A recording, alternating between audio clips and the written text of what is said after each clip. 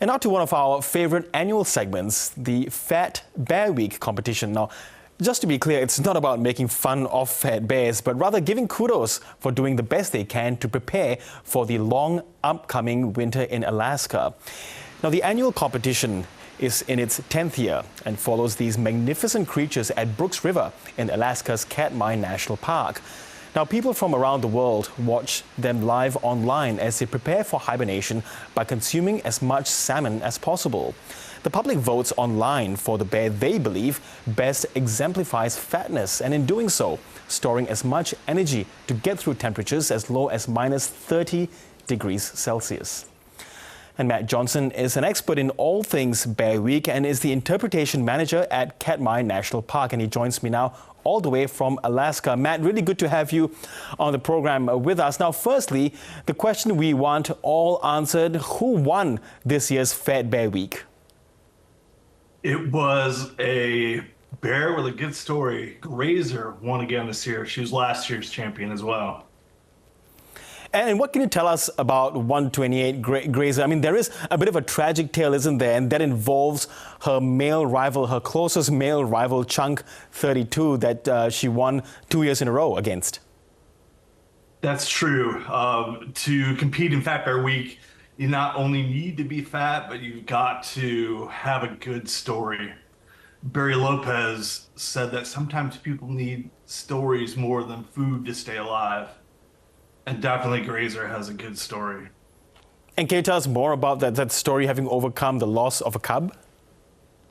Yes, she had 2 cubs this year, and one of them fell over the falls, washed right up to Chunk. He's one of the most dominant bears here at Katmai, and Chunk attacked. She rushed to the scene and tried to help, but one of her cubs died. That is, the laws of nature in wildlife. Now, I want to run some of these pictures of our champion, Grazer, to show how different she looked at the start of the season. We are looking at them now and what she looks like at the moment. Such a huge difference, Matt. Do we know how much weight she put on and how much do they eat every day?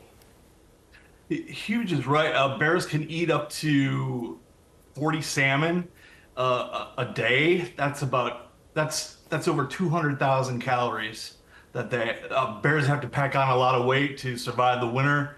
They lose a third of their body weight in hibernation.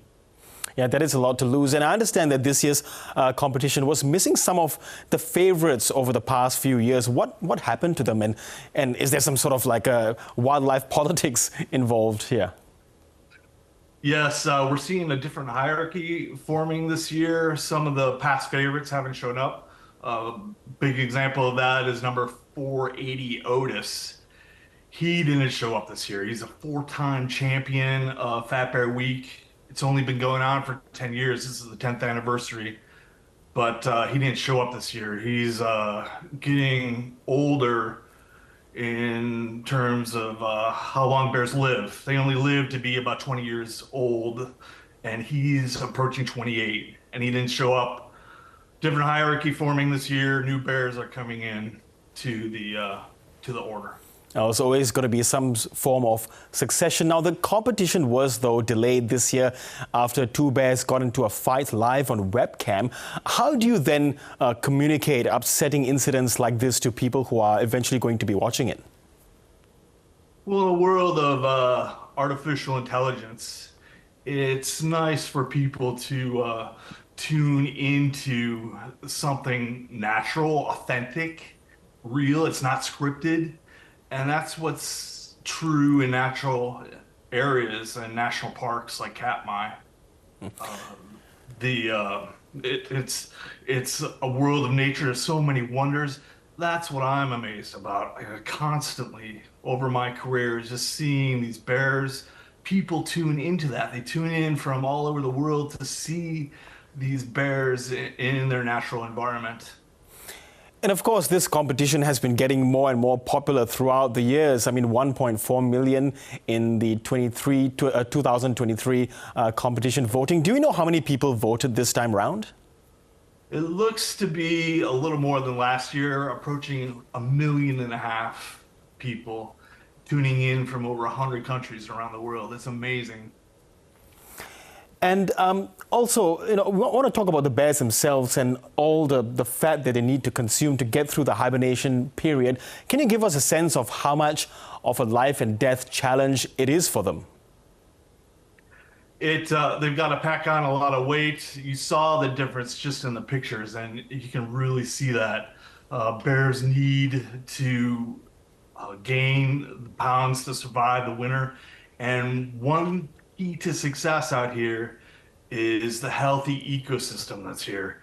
Uh, there's healthy salmon run. It's one of the wildest and largest populations of bears and salmon in the world. And tell us, are there bears that don't make it through the winter, through hibernation? Certainly, there are. You got to show up on camera out here to be part of Fat Bear Week and to tell your story. And a number of bears didn't show up this year. We don't know what happened to them for sure, but it's likely that some didn't survive the winter. But nevertheless, Fat Bear Week is also marking 10 years since its beginning. As I mentioned earlier, its popularity is gaining quite significantly. But tell us, how has that helped with your aims to promote bear conservation?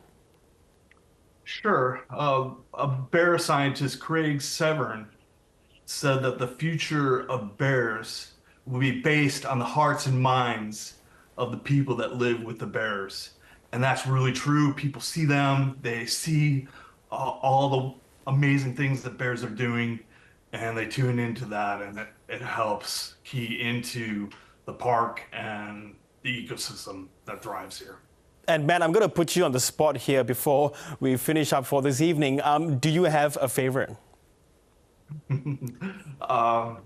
Grazer is certainly my favorite. She's got a good story. She's definitely survived raising those cubs. Thanks for asking. Thanks for having me. Absolutely. She is built strong. Matt, thank you so much for your time today. Thank you.